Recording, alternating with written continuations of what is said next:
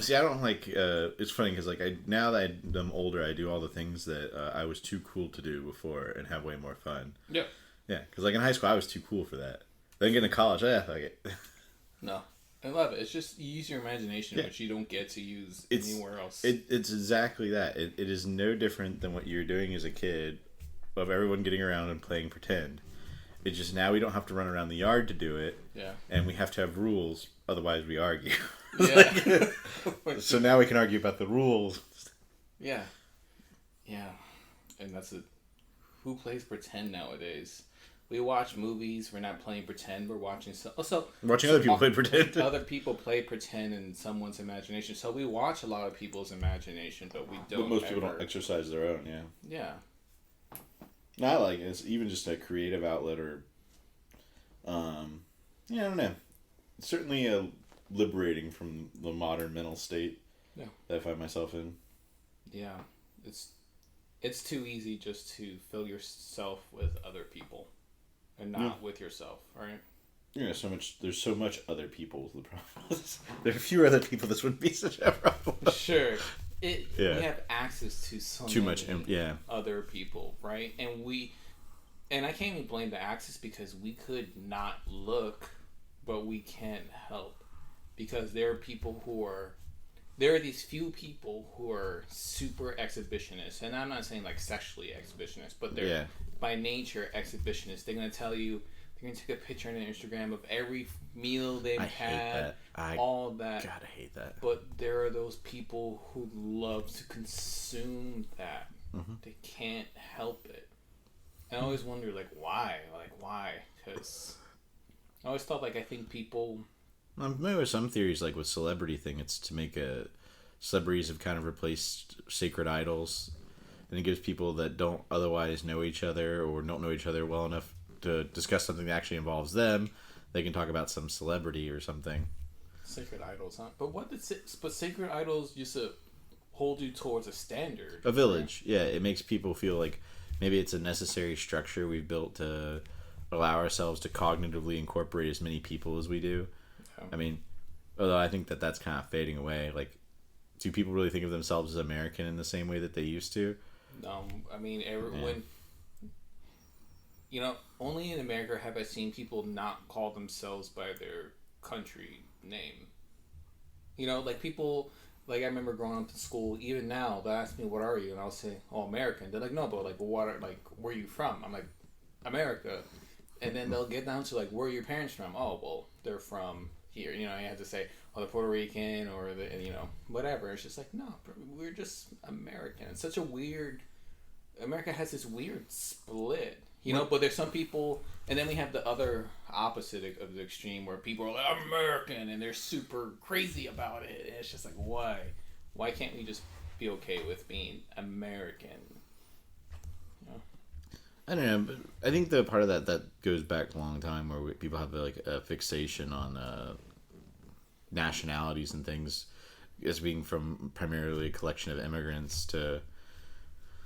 But also, some countries are cooler to identify than others. It's like there's way more people walking around saying they're Irish that are clearly not Irish. So I love about like seeing those people take the gene tests. And it's like, nope. Yeah. Even like a lot of the people with the Native American heritage, Yeah. Nope.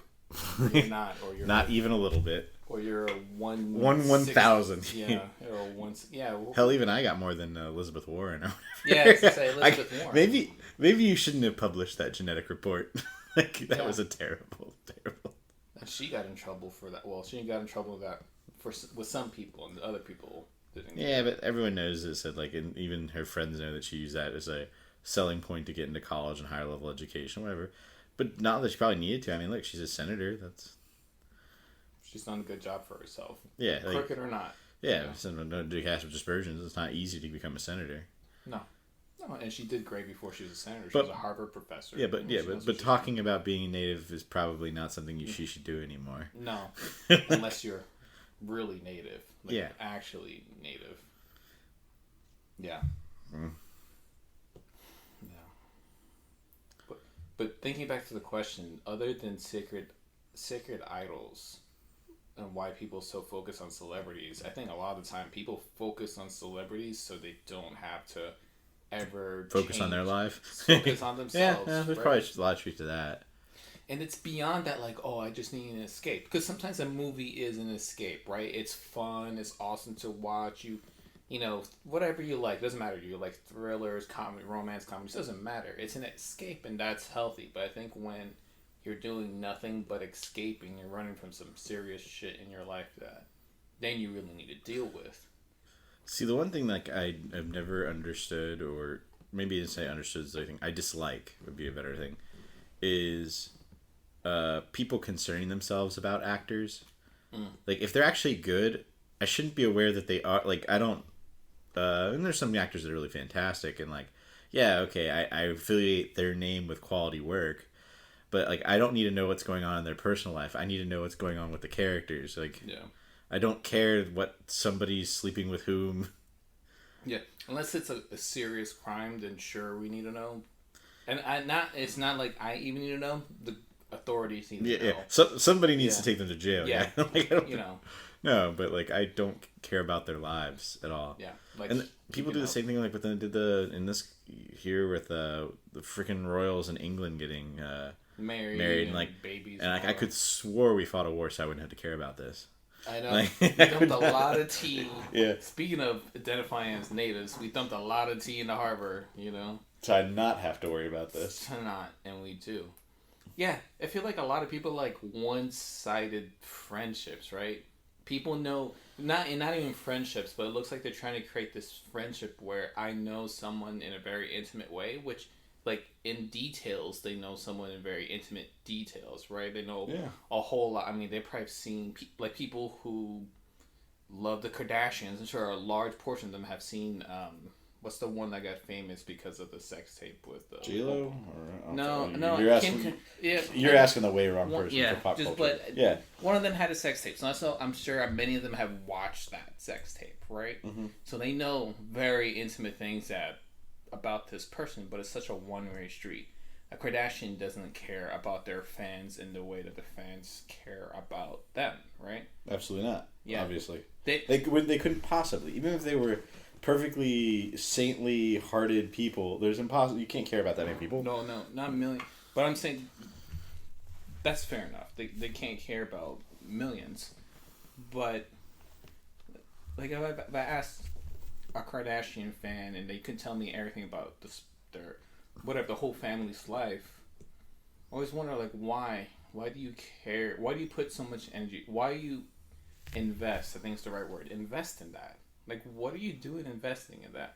And I can't help it as someone training to be a modern analyst, that when someone invests in something so strong, I can't help but be not negative about it, but thinking that they're doing this and it's destructive in their life, right? Like, do you ignore your kids and family by doing this? And why? Say someone's ignoring their kids, right? Because they're investing themselves in watching the Kardashians, right? It could be anything. It could be you can place in for Kardashians work, video games, whatever. It doesn't matter. Yeah, any interest. Yeah, it could even been something that's inherently a positive interest per se. Like, work isn't inherently positive, but it can get destructive if you spend 80 hours at work and you ignore your family. Then it can get destructive, right?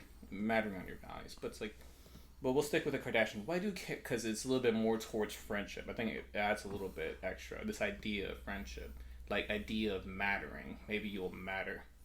If you think so much about a person and care so much about a person, and you're investing that much energy into that, you have but so much energy. That energy is supposed to be going somewhere else, and where is it not going? That's what I always wonder about. What are you not doing? Not paying attention to the celebrities is you're resisting knowing something or doing something. Yeah. Just like video games are okay, but if you play 10 hours of video games a day and you're not making money off of it, and you're 40 and you live in your mom's basement and you're not doing anything, you playing the video games, which is not inherently bad, could be a resistance to doing something that you should have been doing a long time ago. For me, I'd be more direct. I would say it's still a vice. Yeah, it's maybe like you can compare. At least I think you can compare it to alcohol consumption. The exact same thing. It's an addiction. It's called what it is. Yeah, it's like so. Well, so now I'm a terrible example because I haven't actually played any video games in a very long time. Mostly because I don't feel like it. Well, but I used to like video games. I don't even know it. I used to play video games a lot. Now I don't have the time or don't care to. Let's say you play Dungeons and Dragons for 15 hours a day. Oh, that'd be awful. Yeah, well, okay. You're reasonable. You have other values and other goals, and you have ambition. I think that's when we obsess, when we become addicts to anything. There's drugs, alcohol, celebrities, even working out. It's another way. I mean, name it. I definitely use work as an excuse not to do other things I should be doing. Yeah. But and that's reasonable. But that's okay. That's a small way of seeing it, right? Like, oh, I went to work to avoid having to do something at home. I didn't. Absolutely. Yeah. So, she knows it too. Yeah. So that's annoying, but that doesn't cross over to destructive to your total life, right? I mean, not yet. Like, no, I think if I continue that as a lifelong trend, it'd then probably yes, and that's that line. Well, that's the thing is you have you have so many things you have to do in life, particularly as you have obligations. That's part of growing up that you have to fulfill, and not all of them are work related. Although work does seem to be the one that consistently gets in the way of me doing other things. Because how else am I supposed to spend all my time, apparently? But I think that's life, like... How else are you supposed to be spending all your time? You gotta work, and you gotta figure out what's working enough. Like, how many hours is enough? I think when we're younger, especially guys... it's gonna be true for girls now, for women now. But for men and women, 20s and 30s, you might have to work a little bit more than you want to, and hope for the 40s and on you don't have to work as much, so you can live. Yeah. Matters what you want, though. Like, if you want a Ferrari, I mean, you might be working a lot more hours than someone who just wants, a couple kids, okay house, don't have to be rich, and they just accept that their kids are gonna have student loans to go through college because that's just it's gonna be a cool mill to go to college in 18 to 20 years. You think there's gonna be colleges in 18 to 20 years? You're so optimistic. Yeah, well, that's truer than anything else. You just go on YouTube and learn everything. It's gonna be online colleges. Yeah, and which would be much cheaper. It's great. Like, you can get I was just looking. You can get a doctorate in psychology from a college online for like $8,000 a semester. I'm like, that's amazing. The question is, what you need to do after your practice takes off, you just need to go through one of those programs again. Bear with me. Just to see it. Because if you can compare and you can honestly say that, it's about the same quality, then you know. but then you would know that you waste. Maybe you don't want to do that. Maybe I won't want to know. Maybe I won't. I don't know. I've already shared my opinion on higher education, how I think a lot of it's just a waste. Actually, no, I know that most of it's a waste. At least 70% of the college experience is a waste of time. Yeah. At least 70% of the classes I went to get a business degree were pointless. Yeah. And out of those, the 30% that was meaningful, the classes that were meaningful, only 30% of the information in those classes were actually meaningful. Yeah. Yeah, no. Had a lot of fun in college, though. Can't complain. See, that's the thing. College has become just a 4-year-long party that gets extended to many other years. Possibly 5 to 6 year party. 5 to 6 year party. Yeah, well, I think even today, there's definitely still the party schools, but especially here in Florida. But colleges today, when I go speak at colleges, they're like indoctrinated. A lot of the kids are indoctrinated with ideas, which sucks because they're all 18 to 20, 21, and their brain can barely. You can barely understand if something's right or wrong just because of brain development. Your frontal lobe ain't there. And it's just like they just really believe without critically thinking. Like, college students don't have thoughts. Their thoughts have them. And it sucks. Yeah. Not all. I'm going to say, I'm even going to say a vocal minority of them. That's how it functions. I don't think that's the minority, at least... Yeah. I don't know. Maybe it's a sampling bias because the loud, annoying people are more noticeable. Well, that's what I'm saying. A vocal minority. Yeah. But I don't know. I was UCF. And it wasn't as bad. It was getting bad the year I graduated, where like the PC stuff. And the funny thing is, actually, there was kind of already a counterculture to it. There was plenty of kids there at UCF that did not humor the typical college thought processes at all. Yeah. And that wasn't even, that was a fairly large group. A lot of the Greeks, like, yeah, and, we don't really give a damn about this political crap that people were, peddling. Yeah. Well, Florida's a weird state. Yeah, we are. And UCF is an exceptionally different university, too. Like I said, I've been to probably most of the major universities at one point. I didn't study there, but been plenty to UF, I've been to USF, Tallahassee a bunch of times. Yeah. And all those campuses did have a very different vibe than UCF, which was this weird bridge between commuter and actual college, to also thinking very highly of itself in some circumstances. Yeah. Yeah, I don't know what to think about Florida when I think of colleges. It's a weird mix, but it's a healthy mix. It swings back and forth just like the elections. Yeah. I gotta respect Florida. A bit more variety. Yeah. There's a little bit freer thought here. I haven't had problems speaking here. I haven't seen the same issues as when I'm speaking up in Boston, which is very, very left. It's just left. Yeah. It's just what the state is. Well, basically, though, it's how, this is somebody who was conservative in college, and even, say, a more conservative state like Florida. No, I was definitely targeted and called out for being conservative. But also I did it to myself because I was a part of the college Republicans. I was intentionally... looking for it. Oh, yeah, no. Yeah. With the philosophy of... if I were very public about it, it actually made it very hard for any direct persecution, although I'd get snide comments from professors all the time, but like they never I never had trouble but once with an actual professor doing something that I would consider unkosher. Yeah. But then it kind of evaporated when I went, this is because I'm part of this club that you don't like, isn't it? Yeah. You don't have a rebuttal? Yeah. Go get back to the front of the classroom and start talking. I'm going to sit here and open this book. Yeah. Yeah. But instead, like, in the business program, it's like, man, I really wish they'd just given me this reading list of books. It would have saved me a lot of time and money. Well, I think people are going that way now. There's a good push where people are just reading books. Well, it's because of media it's because of people who are on YouTube or whoever's left on YouTube right now. I mean, people are getting knocked out of YouTube right now, so you got to find them elsewhere. But people hear interesting people, which is like listening to a professor, and then boom, they read their books. I mean, that's what happened to Jordan Peterson. You actually listen to his classes for free, and you're like, holy smoke, let me go read his books. No, I definitely first, before I even considered picking up his books, I'd see him quite a bit on YouTube before. On all manner of topics, actually. I think now he's like number one in terms of dominating popular psychology or whatever you want to call it. Like, I don't even know. Yeah. Life, I don't know, would be inappropriate. Yeah, I mean, he's nonstop touring and writing another book and going on shows all the time. He doesn't stop. Yeah. Doesn't stop.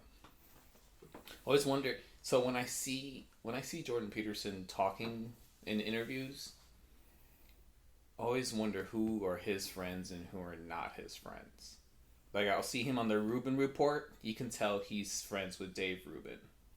Or they're... Yeah, at least good, friendly. Yeah, at least friendly. Good acquaintances. And then when you see them, when he did interviews like on Vice with, I don't know who they were, not whatsoever. No, and I think that he's very much made himself a target. Particularly when you see it when he was in British media and then the... Canadian, everybody wanted to knock him down a peg. The funny thing is, it just didn't work out that way. They just single-handedly propelled him straight to the top. Yeah. But no, you can definitely see when he's on certain shows where he don't get a fair shake half the time. But I think that's like the same thing as any. Nowadays, people are more interested in trying to prove you wrong than actually, Have you actually seen a show where they were debating his ideas? Any news? No, because we don't debate in news these days. That's not what news is for, or talk shows are for. Ironically, they're not about talk. No, no, it's really hard. The only places So there's not a lot of places where they actually debate his ideas. The only time I've seen portions of his ideas being debated for very short periods of time in a long interview, I think there was one when he was, I think in 2018, he was somewhere in Sweden, and he was giving them. They were talking about Sweden and how once you level the playing field for men and women were more likely to go become nurses, and men are more likely to become Yeah, engineers. it skyrocketed. Yeah, and like since you made equality of not outcome, the equality of opportunity, it went farther than that than in the United States and the other countries. And like there, I saw a small debate, but it looked like, but you know, then people, if you look up this clip, it'll say like, oh, he shut down the lady politician who wants equality of income doesn't or equality of outcome because she wants as many female engineers as males, but no, there's that. There's people who just try to piss him off pretty much, and then people like I think there's YouTube channels like Rebel Wisdom and I think Sorting Myself Out who take his clips and like reflect on them, right? Yeah. That's what's mostly happening. Yeah, I mean, it's definitely the hot, but I think he's going to be around for a little bit longer. I think it's going to be... Because I don't see anybody else like him out there yet. I'm sure there's people out there trying to, but I haven't seen anybody that I'm like, this is, you know... But I guess it's kind of hard to imitate. Also, I don't know if a lot of people really want to get... Some people are scared of the type of attention he gets. Yeah. No, it's truly horrifying if you think about it. Where you become... The whole world knows you, and a lot of them who reach out to you hate you. Yeah, like, that doesn't sound particularly desirable for me. No. Wouldn't mind the paycheck, though. I'm sure his paycheck is magnificent. Yeah. That's a couple million now a year. Who knows? No. He actually was somebody who was... People were trying to make him feel guilty, and then they were asking. He answered the questions, at least seemingly honestly, about like how much through Patreon, how much through this. Oh, yeah? Yeah, it was a lot. No, there was no doubt. It's a lot, but that's what it means to be popular, doesn't it? Yeah, that's crazy that they try to shame him for making money. Actually, I liked it because it's his best response I've ever seen to someone doing that, shaming them. You're going to try and shame me for me? No, all right, let's talk. Like, what that means. Yeah. I found it intriguing. Yeah. Because it actually kind of gave me a better idea of just how prolific and the breadth that he must be having. That the fact that he's pulling in several millions primarily through donations. Yeah. Can you imagine like that? Like that's politicians would love that. Politicians try not to do. Politicians have other way of making money. Don't worry about that. But they would love to have donations like that just from people who believe and understand what they say, right? Yeah. We don't have that though. No. Haven't seen that ever in my lifetime anyway. So you ready for this chapter? Yeah. Well, we're kind of talking about it. This is the make friends. Well, let's you do the exact one. Let's get through it. Make friends with people who want the best for you. So I found this one to be a bit shorter. Actually, a lot shorter. Yeah. But I'll go ahead and say my most important and probably not the message I was supposed to walk away from this chapter with. Mm-hmm. As someone who was born and raised in Florida my entire life, Florida's fantastic. Canada sucks. When he's talking about the whole frozen wasteland and like how cats are losing their tails and ears and hobos dying of like wow I'm glad I've never been to some place that has experienced 30 below, and that was probably like not the point I should have taken from the chapter, but that was probably like every time I've listened to it now like 2 or 3 times I'm like so glad to live in Florida every like winter of 6 months or whatever. Like that's awful. That's just awful. Like yeah. Not sure that was the point. I suppose the one criticism for the whole chapter though is a thought. Like I definitely agree with the point. Like I think it's kind of another one of the chapters. It's fairly irrefutable concept. Mm-hmm. The application of this is a bit more challenging. Yeah, how so? Well, can I think of situations where I've had friends? It's actually kind of hard to get rid of friends, or emotionally just damaging to one or both parties. Like I've definitely had friends in the past I've had to intentionally shed, and it's like it's not easy to know that you should do that, or maybe it's easy to know that you should, but it's not so easy to actually do. Like why is it so hard to shed someone who's destructive for your life in their overall. Well, because it hurts them. That's the thing. Like, it winds up being more damaging for them. Now it's like, it's very hard to be that honest with someone. It's like, I don't want to be your friend anymore. Like, how do you say that? So what? So what if it hurts them? No, that's part of it too. Well, presumably, if you've been friends with someone for a long time, you do care about them. That can be kind of the... I guess, too, with a lot of... I wouldn't necessarily know how to say if my friends do want necessarily the best of my intentions, all of them. I've known people that were jealous and all that kind of thing, but I also known people that would never really be in a position to have a fully reciprocal friendship, and I think that's not really a friendship at that point. More... I don't know. So it's just one of those things, kind of easier said than done. That's fair. It is easier said than done, but we just gotta think about it. If you have a friend who it's not a blatantly like they're trying to give you drugs, that one's easy to get away from, right? Because you have a really solid excuse that society's behind. But someone who's just bad for your life in general, bad for your relationship, bad for your marriage, right? They get in the way of things. They do stupid things, Sure, it's hard, and yeah, you're gonna hurt their feelings, but why should they hold you a prisoner because you will feel bad? That's them. That's a manipulation by them to keep abusing you, right? Yeah, and I don't. I think I have to think back to more like when I was in college. It was probably when I had. Not everyone that's at the collegiate level is going places and whatnot, and it eventually does come to that point. You think of it.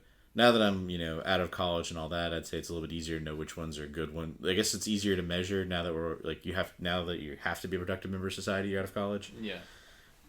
But I definitely had friends that were totally bad influences in terms of, why study? Well, the truth was most of the time I didn't need to, which means the difference between an A and a B when you're in college is apparently not that important. Yeah. And, spent way more time getting dragged to go smoke hookah or drink beer versus actually going to classes. But so now it's harder to think of situations of somebody that I would say is a bad friend now, but I would say I also simply have fewer friends now that I'm older, which I don't know if that's a natural trend as one gets older. I know more people, but fewer people are friends. Yeah I'm trying to think in my life, like throughout college and graduate school, I had a couple friends that I had to get rid of, and it sucked. It hurt emotionally, but it became really obvious that I have to. They're out of their damn mind. Trained to be a psychoanalyst and all that. I lean towards, to a fault, compassion and try to understand, and I can over understand a person, and it's a fault of mine. It's how I don't get rid of friends that I need to get rid of. I'm it's because of their mom and their repetition compulsion and their Oedipal, and I could write you a damn book about a person and try to say why I should stay their friend, but it hurts and it sucks, and you can, especially if it's someone who's close, someone who's a colleague, you have to be around them and later. But if you get rid of someone who's destructive in your life and then they make your life hell, then it means that that they weren't good for you. Because friends, I'm pretty sure Dr. Jordan Peterson said this in a chapter. If you do something that's positive in your life, your friends are happy for you. Right? Yeah. And if you do something that's positive in your life, like getting rid of friend A, and then they're not happy for you and they try to cause you trouble, then they never really were a friend. I also think we don't know how to define what a friend is. Yeah, I think that would be my struggle too with that is also I think that it's not as binary as that of good or bad. Destructive enough. Yeah. No, but I can think of then people go through different phases and whatnot. Funny criteria is if they're not willing to show up to help you move would be my good rule of thumb. Then they're not really friends. That's a classic. It's true though. Yeah. That's not. Yeah, it's classic and it's true. Yeah. But no, generally I find that it also I think as now in adulthood, people are a bit more complex, and people are very quick to give the proper response of being happy for you, and but they just don't mean it is the difference now. Like that's. Yeah, so you have to do a little bit more work to sniff out people who are friends or who are frenemies, who are saying, I'm happy for you because you did well, or I'm happy for you because this is going to be better for me later. There's a real big difference between the two, which is hard to see. Yeah. You know? Because we have our, like, what society... I guess the thing is, I find that there's more of, like, friends that would be, actually happy for you or are helpful in some regard, to the ones that don't actually care is a huge portion, which I think is that what you're saying, they don't even meet the criteria of being a good or bad friend, because, you associate, you talk, you do the behaviors that friends traditionally do, but there's not a lot of depth there. Yeah. Or serious understanding of. Yeah. Well, then that's okay as long as you don't invest more than they invest, right? Yeah. It's okay to have an acquaintance. Yeah, it's actually most of the people you know are going to be acquaintances by definition. Yeah. Yeah. No, that's true. Yeah, I think it's more about who influences your life, right? Though those are people who you can consider friends, because acquaintances, they don't usually influence your life. Like people you work with, they can influence your life by giving you stress and you get annoyed by them, but they're not influencing your core values of what do you do with your life. They could just give you, high blood pressure. So.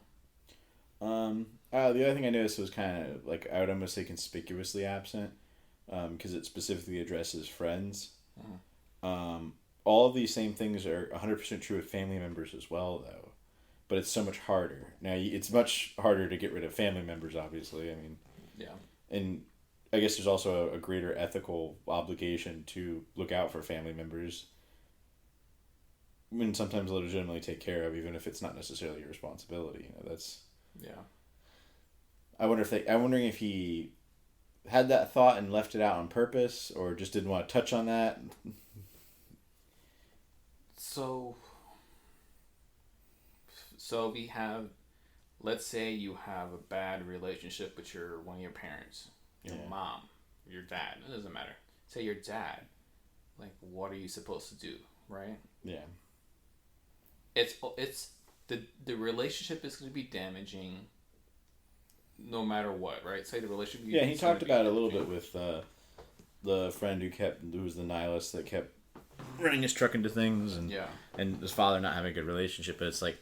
And I get that, like, not the right chapter for how to have good and healthy relationship with family members, but I find that the friend thing basically applies to them too. Well, yeah, it applies to family and spouses. What if you're married and you freaking suddenly realize, like, this person is awful for me? What do you do?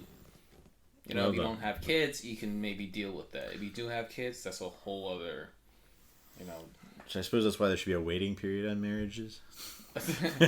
Well, there's no waiting period on kids anymore. Yeah, you can have a kid. That's true. Day one. I'm sure legislation could Legislation's not going to change that. Yeah, and it shouldn't. But it wouldn't make a difference. Yeah. Look, in the end of the day, we know that getting rid of people who are poisonous to your life is the better choice. You're just going to have to live with the image you have of yourself when you get rid of someone, which I think is the harder part. I think we can say to ourselves, I'm going to stay friends with this person who's no good for me because it shows I'm a good person, then deal with, okay, it's going to hurt me, it's going to hurt them, and then who am I? Am I not a good person anymore because I got rid of my drug addict brother and I don't talk to my drug addict brother anymore? Yeah, I'm not going to help somebody anymore. And then what if they die? I'm going to feel guilty. Maybe I could have been there, to save them that one time, but I didn't give up. Yeah, I mean, it makes you start... This is the thing. It makes you start paying attention to yourself and not to the bad person in your life. And it's way easier to pay attention to how bad someone else is than discovering the good and bad parts of yourself. It's all to ignore yourself in the end of the day. Very much said. I really did appreciate the section about, like, in the counterpoint to you're helping someone and like you're so certain of your good intentions, because I know from reading that I can think of situations where I have totally been that person helping someone, maybe not say falsely, but usually the particular one out of the cases he said, like, for different reasons for someone to help somebody, the helping somebody so you don't have to deal with your own problems. Yeah. I have definitely done that before. Yeah. For long stretches, even, I'd probably say, even in, say, high school or college, and just not, I'm gonna help you work through your more serious problems so I don't have to work through my problems that I consider minor. Yeah. Well, that's the old take the plank out of your eye before you take the speck out of your friends. I mean, that's, Yeah. it's not by accident that he puts biblical things in here. Oh yeah, that was... He also the last 10 pages of this chapter I really like, because he hit on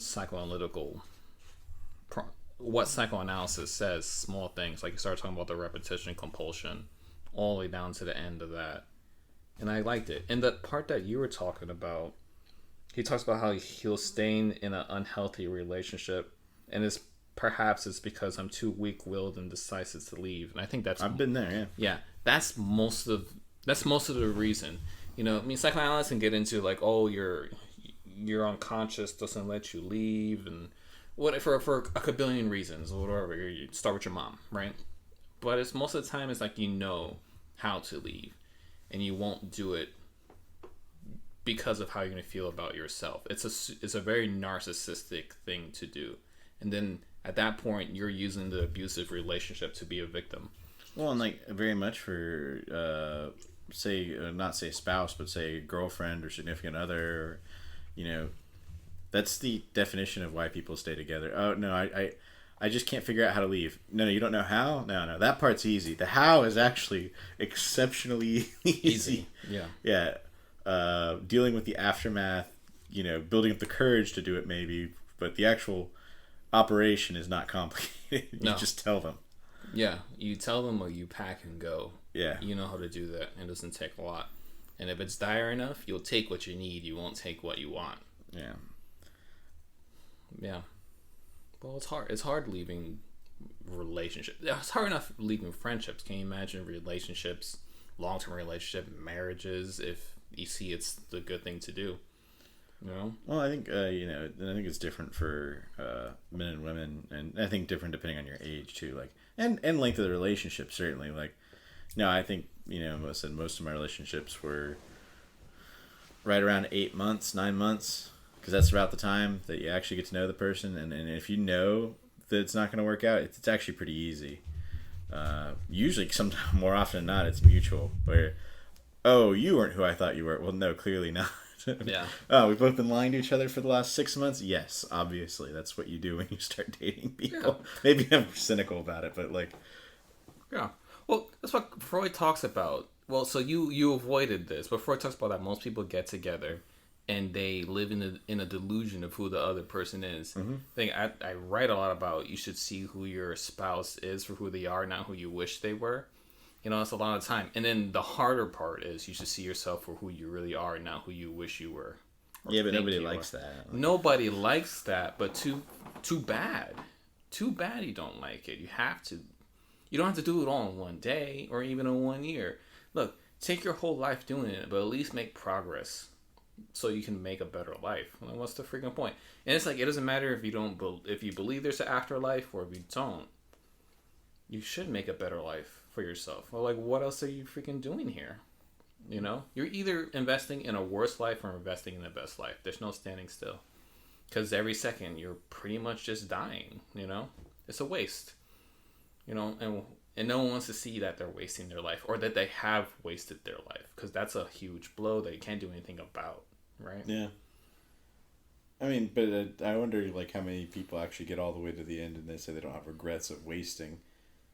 Everyone is going to have regrets of wasting, right? But some people have way more cherished moments than regrets, and some people will just only have regrets, right? That's the big difference. You know, I mean, I work with some clients, and I ask them, like, what do you like? I'll ask them some, like, really not super psychoanalytical things, but just things to give some thoughts. So, like, on your deathbed, what's gonna matter? You know, like, is that extra meal gonna matter on your deathbed, or 10 more hours with your kid? You know, or 10 more hours with your spouse, or whatever's going on in their life. Like, what would matter? You know, some people are funny, and they'll be like, "Well, nothing's gonna matter on my deathbed. I'm about to die." I'm like, "Okay, Touche. touche." So we'll talk about this in a year because you obviously don't want to talk about this. You don't want to think about it right now. You don't want to think about it now. It's fair. You don't have to, but what matters? You know, it's like, I mean, talk to kids who are in school, getting their bachelor's and their master's. You know, they're stressing themselves out and getting to a cool $500,000 in debt. It's like, does this matter, man? Is this gonna? It's like, what are your values? Oh, I want some kids and I want a wife or a husband, and you know, I don't want to be rich. Like, is this master's gonna help you get there? Does it matter? Is it pushing you towards your values, or are you living for the wishes of someone else? And then I think, you know, when you're talking about, you know, when you get into $500,000 of debt, you really got to sometimes do some type of financial calculation. And that's one thing I see a lot of people don't do with, have you actually thought this through? Like, each step. Yeah. Oh, it's going to be this and this. No. That's not a plan. That's a dream. There's a difference. Plans have steps, and realistic ones at that. But, you know, a lot of people get degrees and things that nobody told you there was no market for this, did they? Yeah, like philosophy, you know? Well, what motivation does the university have to tell you the truth that you're wasting your money? None. Not when they're the ones getting it. Yeah. The sad thing there is it's not even their money to waste. Is that they're racking up that debt, which is like going to be crippling for the rest of their potentially the rest of their financial lives. Well, the rest of their lives, the rest of their kids' lives, their spouses' lives. Yeah, because I mean, if nothing else, think about just the loss of, you know. Can't buy a house. No, because you've pre-debted yourself. You've already received you're already paying your first 15 years of work are going to go to pay back that thing that you got the paper for. Yeah, you lose your life. And that's what I see a lot of people doing. Like in college right now, a lot of people are losing their life for a dream. And they're not, like you said, they're not actually looking. They're thinking about who they wish to be. They're not looking at who they are right now and how they can be and obtain what they value, right? Well, I think it goes like that general, as you're saying, about seeing who you are, which nobody particularly likes. Some people are out there are really those people who can go do and go get it, and a lot of people aren't. Most people aren't. Yeah, that's actually almost all the people aren't. Is actually would be the actual numbers on that. Yeah, it's a very few people that are the most productive that produce the most things. Yeah. And that sucks to hear. You don't want to. You don't want to believe it, right? Or you want to arrogantly assume that you're that person. Yeah, but you have to prove you're that person. You can't just believe it. Just because you identify as someone who's productive doesn't mean you are. Mm. You know, you can You can be someone who's learning to be productive. Yeah, you need time to figure out how to do it, but you got to put in that work, and you can sacrifice a lot of things, and rack up a lot of debt and regret. Well, so the world's so big now too, so it's like you're stuck comparing yourself to almost everyone else. Certainly everyone else that's in the same interested thing you are. Yeah. Well, that's another error, because you can never progress when you're looking at someone else. That's why there's never going to be another Jordan Peterson, because no one's going to beat Jordan Peterson at Jordan Peterson. You know? Yeah.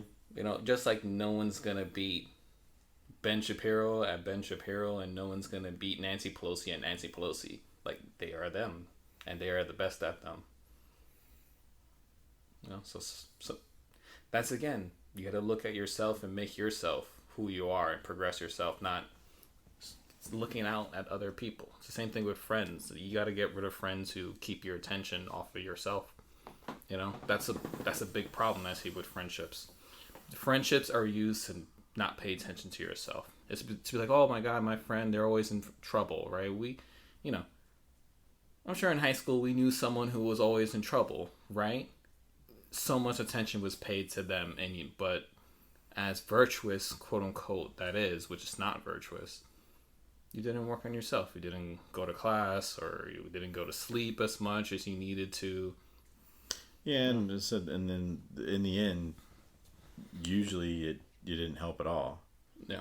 That was, I said, in college it was very much that way. And in the end, wait, I didn't accomplish anything. Like, Yeah. And that's a huge. I had to learn that. I only learned that through training in modern psychoanalysis.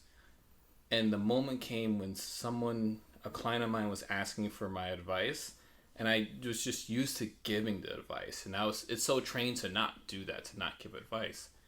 And I finally one time said, if I give advice, are you going to listen to it? And they were like, no. I was like, yeah, that's right. Advice actually doesn't work. Especially when you just met someone. You know? yeah. Especially then. But advice doesn't work. We will do the opposite. We're like children. I proved you wrong. Yeah. Or they'll do it and do it poorly just so they fail and it's your fault. That's called defeating the analyst. And then they come blame you for their faults. It's, and that's also talking about like the analyst, the narcissism. We give the advice. That's us being important within the relationship when it's supposed to be about our client, or the analyst, and it's supposed to be, it's their therapy, not ours. There's a whole bunch of fun stuff about that Jordan Peterson doesn't get into. He's not a psychoanalyst, but he knows a little bit. Well, he knows a good amount about Jung specifically, and he can quote some Freud 101, which is great. It's really good stuff. I think I might actually, because I've actually read more of Freud than I have never read anything by Jung, so I think might actually go see if I can find one of those on Audible after we get through. If we get through this process, because I'm curious. After he quotes it a lot, so yeah. Just like I never really thought much of Nietzsche because people always talk about it, and like the only quote I know from him is the "God is dead" one. Yeah. And it was actually from listening to the full quote and I think it was actually in this book. I think it was Maps of Meaning, where he was specifically talking about Nietzsche in that quote. And I didn't realize there was so much more to that quote. Yep. And that Nietzsche was right about a lot of stuff, because then I started reading some excerpts from him. So I'm probably going to try to pick up Nietzsche's book, because it's like, I have been lied to about what this guy actually said and meant. Yeah. Yeah. It's not what Bill Maher said, that God is dead, period. Yeah, Bill Maher lied. Well, yeah. Yeah. Well, and and said growing up and having the whole private Christian school upbringing, they weren't very fond of anybody that said such things. Yeah, I know. Yeah. And if only they read the rest of the sentence, maybe they could have understood something and learned something. They still wouldn't like it after that. Well, sure, because there's critical thinking involved. Well, no one likes critical thinking. Forget just religion. Anyone with an ideology doesn't like critical thinking. That's the left, that's the right, that's the middle, and that's everything on the Z axis, Yeah. Yeah, and those who critically think, they usually get slaughtered throughout history, right? Now people can't slaughter each other physically. Now they just slaughter you on social media. Yeah, and which is worse because it's just slanderous. Yeah, and you can't sue them because you can't. A group is not responsible or liable for what they do. Well, people lament the death of dueling culture, right? It used to be just challenge people to duel if you said something like, was that better though? I don't think that was actually better. I don't think so. No. Because it just led to people who are good at dueling being able to say what yeah. they want. It's not the right person that wins. It's just the person who cheats or has the faster gun wins. Yeah, who's just better? Yeah. Our society will now be dictated by who is the best shot with flintlock pistols. Nah. I'm glad we're past that one. It was a good maturational step, I guess. Of course, right? Again, what's now? What was you could say? Today is the day the person wins who can make the wittiest one-liner or the dankest meme. I think is the term. So, have things improved? I don't know.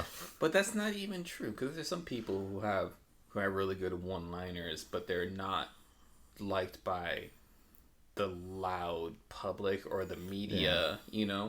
It's just you win if you're on the side of groupthink of what's popular, right? Of course, there's still a market there as the get woke go broke thing comes up. Yeah, it's kind of sure. I think though the problem is that when you apply that principle though with the friends and whatnot, is you see different even political ideologies maturating all the way down to individual human to human relations and real world to not internet relations. Yeah. I always wonder though, is this going to just create greater levels of division? People who don't want to affiliate with people that think so differently than them, and that can be You know, your friends shouldn't all be the same as you. Is basically what I'm saying. Yeah. Otherwise, you're gonna be useless. Yeah, you will have no critical. You'll have no new information or ideas. Yeah. You won't say something new. You'll have nothing new to say.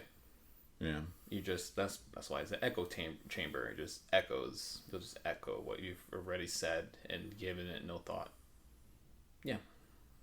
Ideology destroys an individual life, your relationship, your families, and your community at large. That's what ideology does. Whatever the ideology it is. Even if it starts off as a good one, it eventually gets old. It rusts away and it's not useful anymore.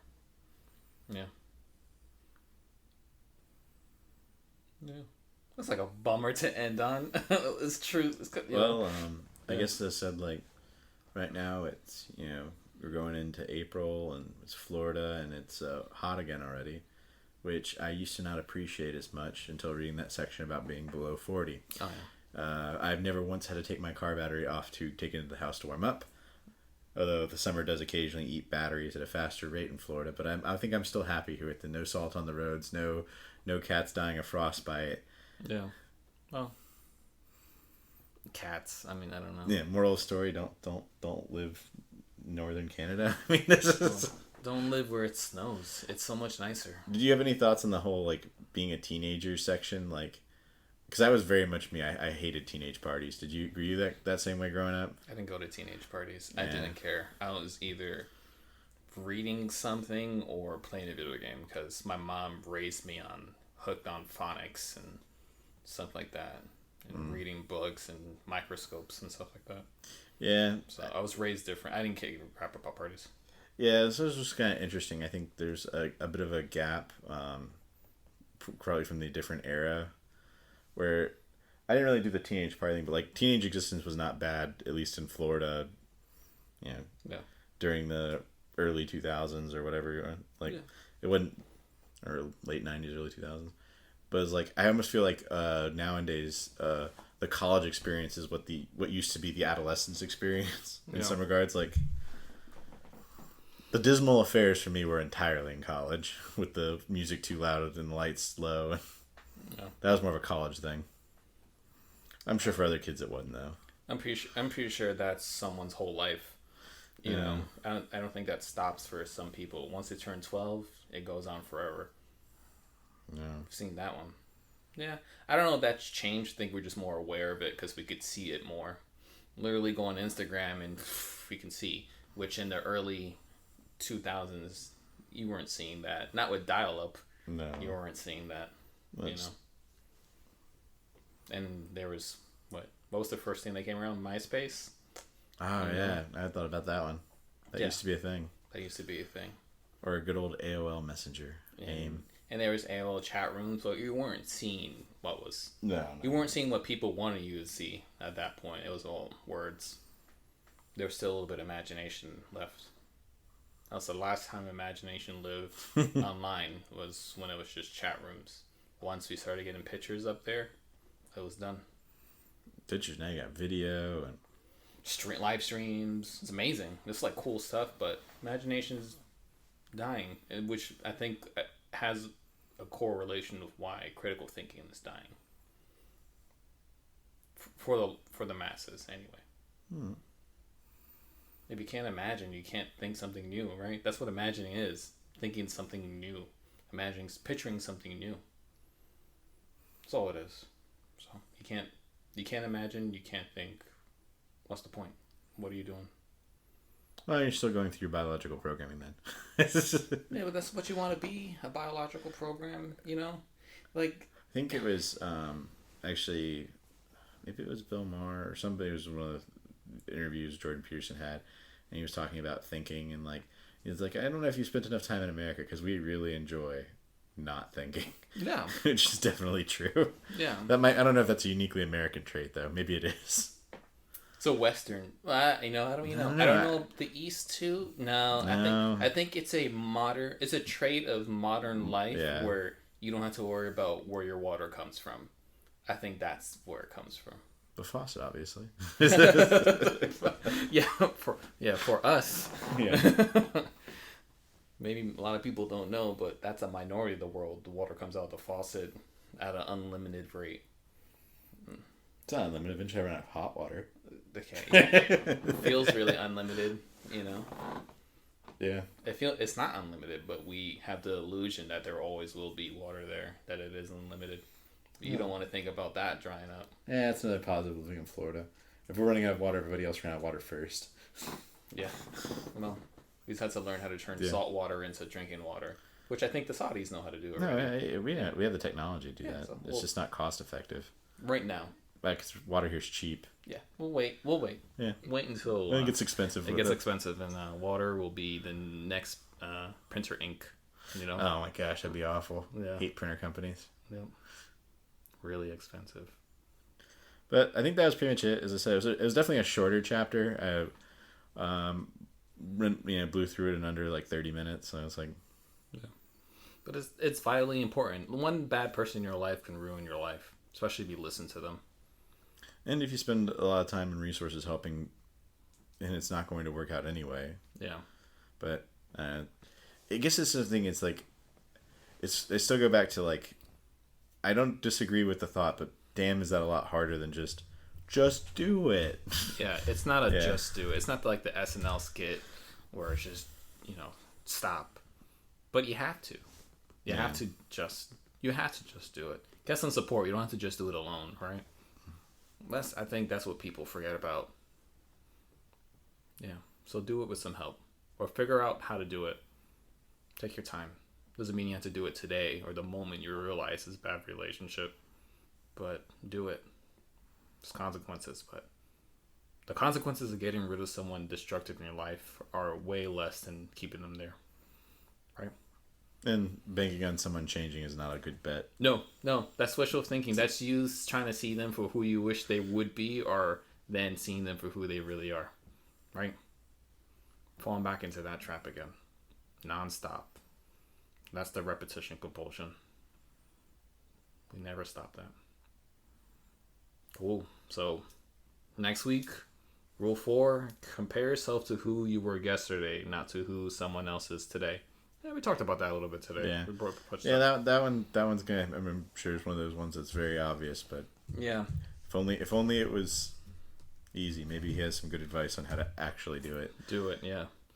Yeah, it's hard to criticize him because I don't know anyone who can disagree with the rules, but he didn't do a great job telling you how to do it. He explained everything well. He didn't tell you how to do it as well. I guess that's the only way I could even be critical of him, and it's not even... The only problem is sometime yesterday I was really productive, so like it really depends on the day of the week there too, whether or not that's a good idea. Yeah. Some days I depress myself with what I do with my weekend. Well, that's okay. Then you should have done something better. Or be okay with resting. You don't know which way it is. Rest when I'm dead. You're resting. You're not going to rest when you're dead. You're dead. Yeah. So. Oh, that'll be a fun one. Yeah, this one will be alright. I think this is a longer chapter. Yeah. Yeah. Yeah, but I'm saying it's hard. I don't know how to disagree with him. He's written this book in a way that it's difficult to disagree unless you do what everyone else is trying to do, like the lobsters. It's like the only thing you could disagree with and like try to make something up not like. And that's the thing is like I didn't research or do anything to double check the lobsters in chapter 1 and whether or not, but I don't think that's the point. Yeah. Yeah, like it's the point is how it applies to people, not necessarily lobsters or anything. Although I actually do enjoy the departures and things that have seemingly nothing to do with the chapter initially, but then kind of brings together at the end. Yeah. Although I'm still not sure how important it is, just how awful it is to live in Canada and like 30 degrees below. Well, we were learning a little bit about him. Yeah. Right? I hope I never have to go to anywhere that's 30 degrees below. No. Yeah. No. Sounds awful. Sounds awful. Yeah. No thanks. He should come to Florida instead. He's been here, I'm sure. Yeah, I'm sure. Yeah. Yeah. I mean, we have our negatives too. Just nothing that sounds as bad as negative 30 below. Yeah. So what's the negatives in Florida? So lower taxes, no state income tax. It's warm. It gets warm. It gets humid. Yeah. It gets humid, but depending on what city traffic, we got traffic. But it's not as bad as major cities. Not even close. Avoid Orlando. It has a lot of traffic due to having Disney World, Universal, and SeaWorld, and a completely non-functional road under construction that I had to ride to get here, which probably would brought me to at least twice 2 near-death experiences involving a semi. Well, it wasn't the same semi. That's my point. It's 2 different ones. Well, you know, in those moments, you know you're alive. You know, you feel it. Yeah. When you're scared for your life, you finally realize you have a life.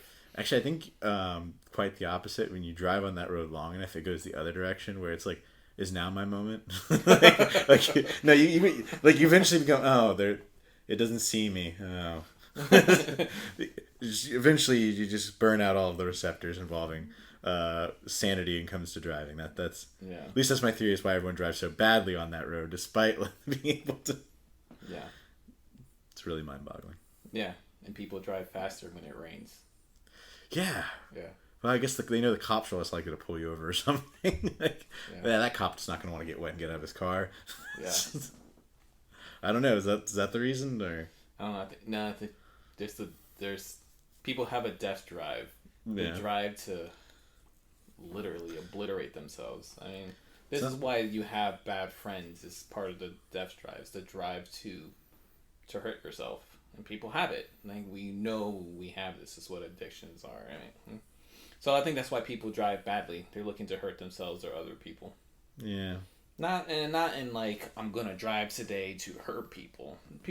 Majority of people don't go out that way, but it's something. I guess that's more likely than like. When usually I just think of it as like, why are you so impatient? Is usually my ridicule to the person who's weaving in and out of traffic, or it's like, well, don't worry, I'll find you up ahead, wrapped around a telephone pole or something. You know, it's like on the more negative side. You're going in excess of 30 over the speed limit and weaving through traffic. You're just asking for it. Well, we gotta ask the question: why are they going so much faster? They're willfully being reckless. Well, they're willfully adding their chances of dying. But they're a narcissist. They think nothing will happen to me, right? But that same thing with drunk drivers, and that's why drunk drivers kill themselves and other people. Yeah. It's out of this severe narcissism. Not necessarily death wish, but it's a drive towards destruction, right? Yeah. If you don't want to be destructive, you don't do destructive things.